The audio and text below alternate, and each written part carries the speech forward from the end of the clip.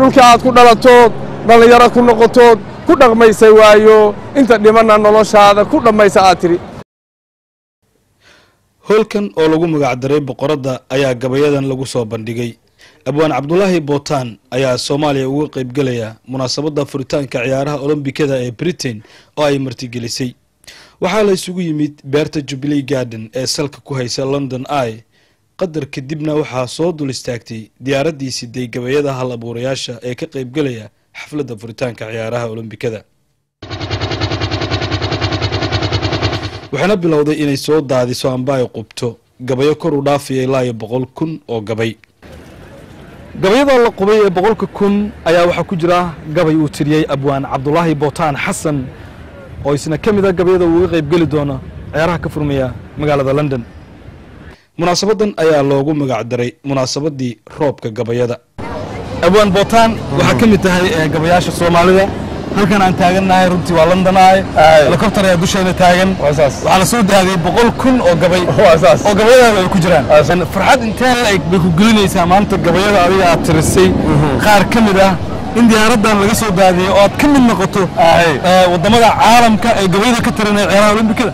wallahi waa ku faraxsanahay waxa weeyaa farxadaasna waa mid aan Soomaali la wadaagayo oo halkaan hadda Cabdullaahi ahaan kuma marayo magac ummadda Soomaaliyeed ويا وحنا كمثلها يو هالكان وجوه مركا إنيسان هو هالكان لقى صدادين يو كوا بوجاس كقرن وول ريكورد كبا إن ما أيو سون كم قرانين وقاس ما أيو صومالي وكواس قرية مركا فرحة داس ومن مد اللي ولا جيو ما مد ماركت أنا يقولي إيه أدبر رأيت الفرح سنة إن مناسبة دان ماركت تاريخي عن لكل ما أنت فرتانك عيارها أولمبيكدا قبل يكون دياسن قبل وحنا آخرين دونا قبل جابن أو أدو جابن oo London ku saabsan maxkamada bas iyo tareen buuxa oo boosna laga waayay ballan iyo shaqana aad lahayd buuxda iyo qaaran hadaad baal ciriiriyoon gashiya biirta lagu qolmo adigoo basta joogo oo bixisa doonaya isbuurbuura goorta u dhacay yaraha baaleeyo barxagsiya kolkaad weeyo yaad bowda laacday bili soori yaad kuma tiraa weer barokane bitulena inaan cidi ku orayo u badataay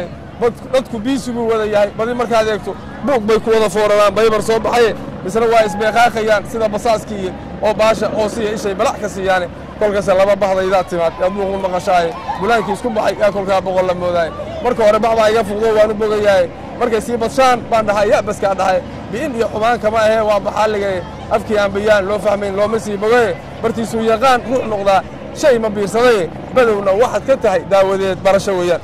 The bus or train is packed, no place to sit. You have an appointment or work, part-time or full. A tight squeeze now, but you must venture on. Exhausted from it all, you want to leave. The train swings to one side, you're flung together. You miss a handle, grasp each other's thigh. In broken English, please, you say, I'm sorry, but most just don't return the smallest word. You look at them and everyone is busy. Their heads are buried in the latest paper and books. Like spies, they still look at one another. From under eyelids, glances reach across. horta waxay dhacdo aad u weyn oo runtii ayadoo kale anigu weliga uma soo joogin markii laga hadlayana waxaa lagu tilmaamay inay ahayd dhacdadii ugu horreysay oo noocaan ah oo levelkaana oo adduunku weligiis iskugu yimaado waxaa iskugu yimid hal abuurayaasha dadka lagu tilmaami kara caaradka maadaama ay intaasoo dawlado iskugu yimaadeen ay ka mid tahay Soomaaliya oo uu uga qayb galay Cabdullaahi Bootaan Xasan Kurweyn oo ah nin dhalinyaro ah gabayaa ah oo kadib markii muddo dheer la soo maray xulid iyo dhan kasta in loo fiiriyo ninka gabayaaga ah inuu qaybtiisa ka qaato gaaray in uu ka mid noqdo dadkii loo xulay. I'm the only unringed bird of my kind. My body smells of river barge tar. My heart is a big river mussel. Slowly and painfully, a pearl is growing in it. Vast city smelling of spring fires. Vast sea that I have never seen. Vast numbers of poplar blossoms on the shores of my shoulders. Vast numbers of unrequited loves, fleeting and seeking. I'm the hardest case of them all. I don't flit, I crawl.